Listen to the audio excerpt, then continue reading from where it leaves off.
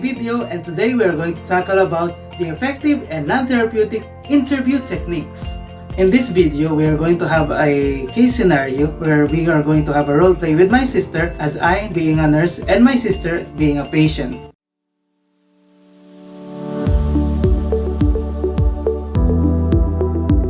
Room number.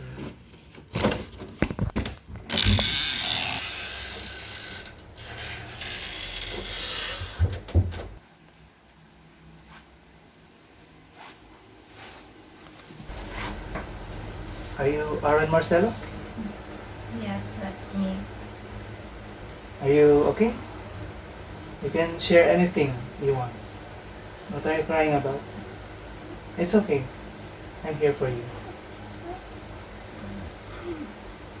Is there anything you want to talk about? Yes, Then what is it? there's a lot of things na nakaka-stress sa akin. Attentive or active listening.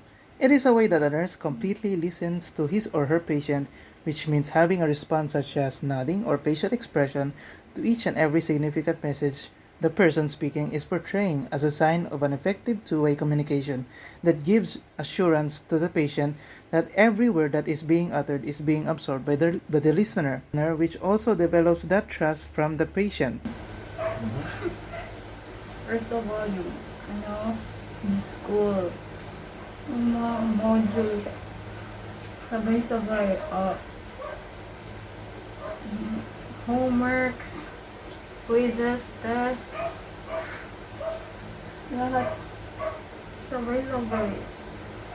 Hindi ko alam po ano unahin. Silence.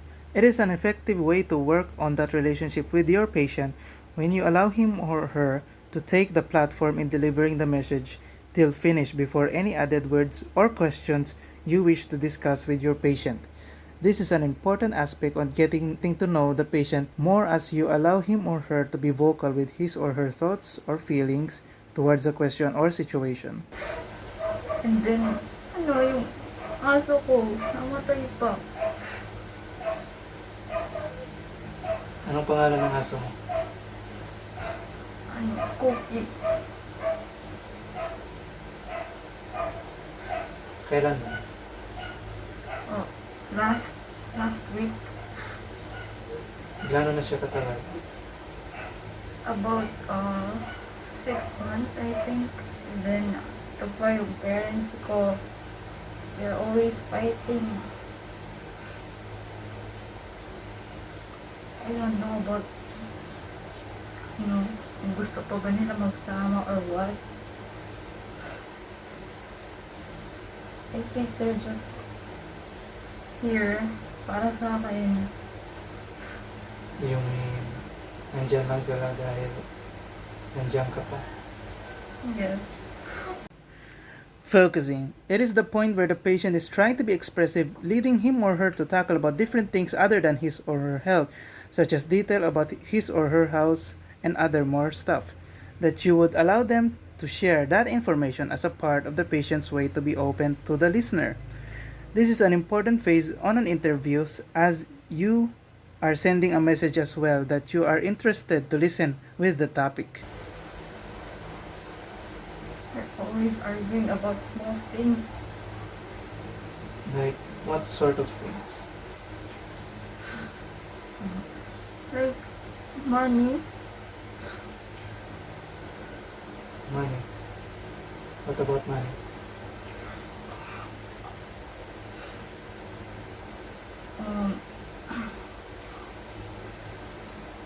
When my father is asking for like more, and then my mother always says na hindi pa ba sapat yung pinapadala ko? Okay. And then my father said na para yan sa mga bata, it's not for me. And then sabi ng mama ko, you're just making an excuse. Tapos ito pa yung yung sibling, yung brother ko. Wala siyang pakialam. He's always, in his phone. Wala siyang ano sa bahay, wala siyang ambag. Using open-ended questions, the nurse would try to ask some questions that would not lead to a quick answer in response of a patient, such as yes or no response, in gathering missing pieces of data needed for diagnosing on the patient. Ilang kayo na magkapatid? Dalawa lang. Okay. It's just me and my father. My mother is working abroad. Oh. Can you share with me where is she right now? She's at Saudi Arabia. She's a nurse. Oh, nurse. Yeah, lately. So, for how many years now? I don't know. Since birth. Since birth. So when was it your birthday? October 23, 2005. Arwen, thank you for giving your trust to me. I know this is a private information to you, but giving your trust to me and letting me listen to all of your queries about your life, it is truly an honor. Acknowledgement. When the platform to speak is passed to the nurse would give compliment and acknowledgement to the things that the patient shared as a way to respect every important detail he or she opened up, and in the process of gaining that relationship between one another to allow the mechanism of assessment to stretch out further. Is this factor related to your condition right now? I mean, I recognize that your lips are pale. I am having trouble sleeping because of the things that stresses me out. Like I said, the modules, my parents, my dog, my brother. Yeah. Okay. I'm always overthinking at night. I can't sleep. So you keep on thinking of those stuff, that's why you cannot sleep. Correct. Okay. Okay, Arwen, I would just like to clarify things about what you have said just earlier. You are having trouble sleeping because you are overthinking about things that are important to you, such as problems in your family, in your schoolwork, and about your pet that has died recently. Am I correct? Okay. Clarifications. It is the stage on the interview that the nurse would wish to ask the patient for some clarifications in regard to the information that was taken into note to make sure that there are no errors about the patient's data. So, Arwen, can I ask some certain details about your family? My father's name is Armin. Okay. He's a house husband, and my mother her name is Annie. She works abroad as a nurse. Okay. At what specific country? At Saudi Arabia. Okay.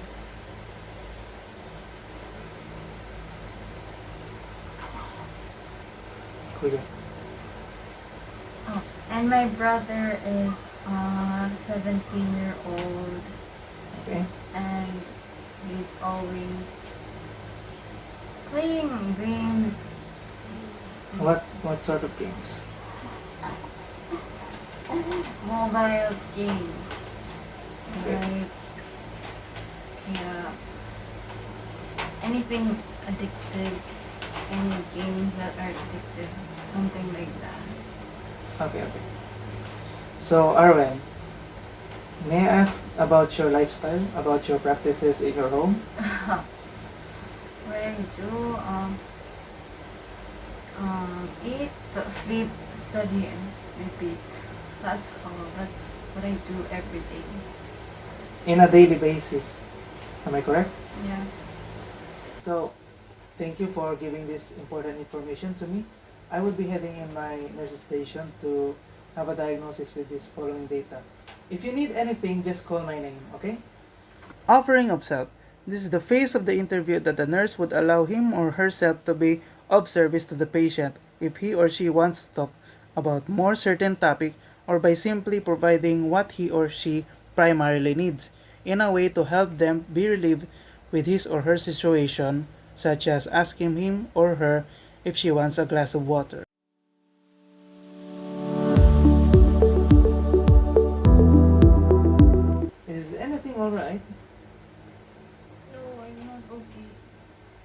Can you share to me what you are crying about? I'm stressed out. I'm very stressed out with a lot of things. Like my modules, there's a lot. There's a lot, like homeworks, tests, and quizzes. They're sabay-sabay silang lahat. Hindi ko alam kung anong uunahin ko. And it's always self-study. Yeah. I mean, not to offend, but self-studying is just normal for a student, okay? I mean, mental health is important, but you're just overthinking stuff, okay? Disagreeing. This is a certain scenario that when a patient shares his or her opinion about a certain thing, you would completely disregard his or her thoughts since you have this idea that you are right about something and he or she is wrong. That would lead to tension since the communication pattern is focused on proving the statements on one another. In other words, this technique would lead to a negative feedback from the patient and would affect on the nurse and client relationship. You know, back in my college days, I used to be stressed with this thing, but I just realized that I'm stressed for nothing. Changing the subject.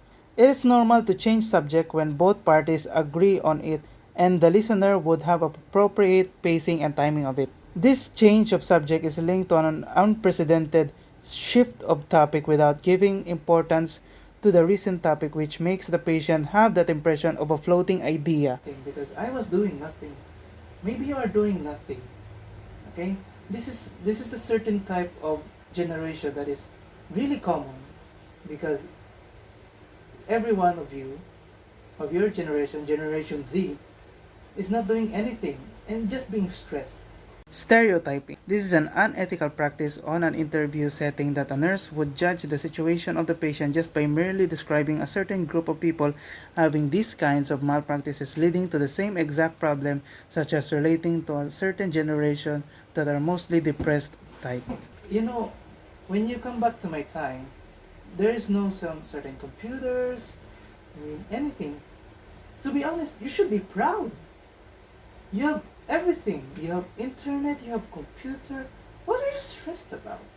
Challenging. This technique portrays on making the patient think of a different field where the nurse would like to have that impression that there are certain things far more worse than the condition of the patient. This would lead to the patient not being vocal on his or her side of the story. I mean, everything will be alright. You have all the means of your education.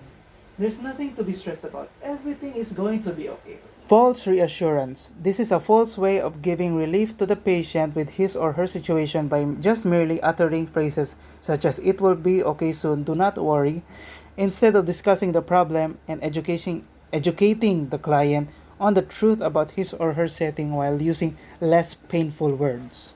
And that is all about the effective and non-therapeutic interview techniques. I hope you have grasped all the important information about this topic. And then again, let's see you next time.